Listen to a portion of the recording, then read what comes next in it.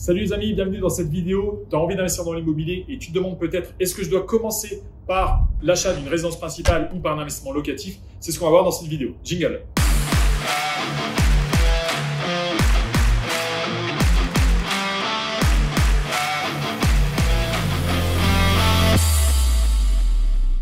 Avant toute chose, si tu n'es pas encore abonné à la chaîne Invest Rentable, je te laisse cliquer sur la notification pour avoir les prochaines vidéos. Le but, c'est vraiment qu'on fasse des vidéos courtes pour donner un maximum de valeur parce que le temps, c'est ce que tu as de plus précieux.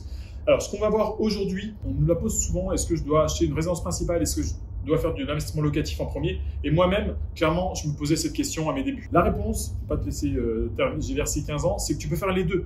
Moi, j'ai commencé par une résidence principale, Julien a commencé par du locatif. Et en fait, les deux fonctionnent. Il y a du pour et du contre dans chaque solution. On va le voir ensemble, mais tu peux commencer par les deux. Donc, c'est plutôt une question de feeling.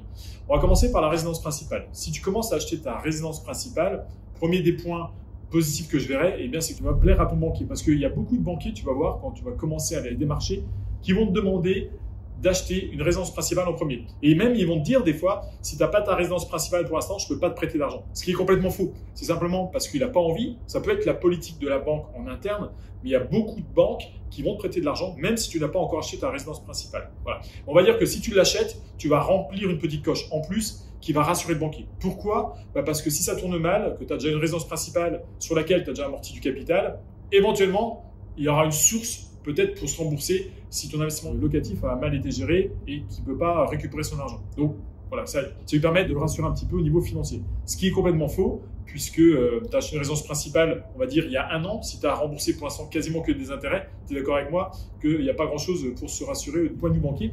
Mais les banquiers cochent des cases et ça, c'en est une. Donc ça peut être un point positif éventuellement. Un des points négatifs de l'investissement d'une résidence principale, c'est que tu vas choisir un bien immobilier qui te convient pour toi, ta famille, ta femme peut-être, donc dans un quartier que tu aimes, avec un bien dans lequel tu vas passer de nombreuses années et tu vas acheter un truc dans la limite haute de ton budget.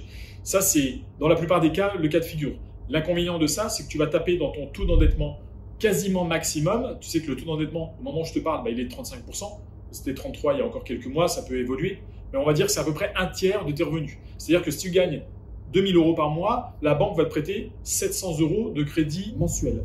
Et le fait d'acheter une résidence principale, si tu achètes quelque chose qui te convient, qui est beau, eh bien on a tendance à aller vers le maximum de notre capacité d'emprunt. Et clairement, ça va te freiner pour tes futurs investissements. De mon point de vue, c'est OK si tu commences par une résidence principale, mais que tu fais en dessous de tes moyens. D'ailleurs, c'est un principe d'enrichissement qu'on vous partage souvent sur la chaîne Invest Rentable. C'est qu'il faut vivre en dessous de ses moyens pour pouvoir mettre de l'argent de côté et pour pouvoir faire travailler son argent pour soi, que ce soit dans l'immobilier ou dans la bourse. Et le fait d'acheter une résidence principale, le principal piège à éviter, c'est d'aller chercher un taux d'endettement trop haut. De mon point de vue, si tu évites cette erreur-là, tu peux acheter ta résidence principale et continuer par de l'investissement locatif par la suite. Parlons maintenant du cas de figure où tu achètes un investissement locatif en premier. Donc, c'est-à-dire que tu restes locataire et tu achètes un appart, un garage, un studio, un local commercial, un immeuble même, pourquoi pas.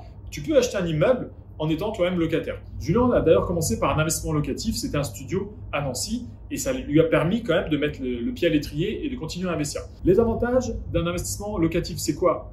C'est déjà que si tu fais bien les choses, je marque si tu fais bien les choses, donc ça veut dire tu as les bonnes techniques pour la négociation, pour tes travaux, pour le montage de ton dossier bancaire sans mettre d'apport et pour ta fiscalité. Donc si tu fais bien les choses sur ces 4 piliers-là dans l'investissement immobilier, tu vas pouvoir créer du cash flow, donc un excédent de cash que tu vas avoir dans ta poche. Donc ça, c'est clairement la chose à faire quand tu commences dans l'immobilier. Donc ça va être un vrai accélérateur. Qu'est-ce qui en découle? Eh bien, c'est que tu vas pouvoir mettre de l'argent de côté parce que l'excédent de cash que tu vas avoir, nous on te conseille de le mettre de côté pour pouvoir mettre le banquier en sécurité, enfin mettre le banquier en confiance, de manière à ce qu'il puisse te prêter pour un deuxième investissement, un troisième, un quatrième.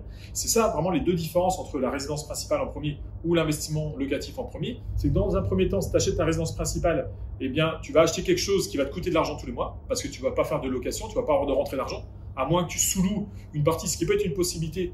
Et moi, c'est ce que j'ai fait sur ma résidence principale, la toute première. J'ai créé des chambres d'hôtes, donc je sous-louais une partie de mon habitation.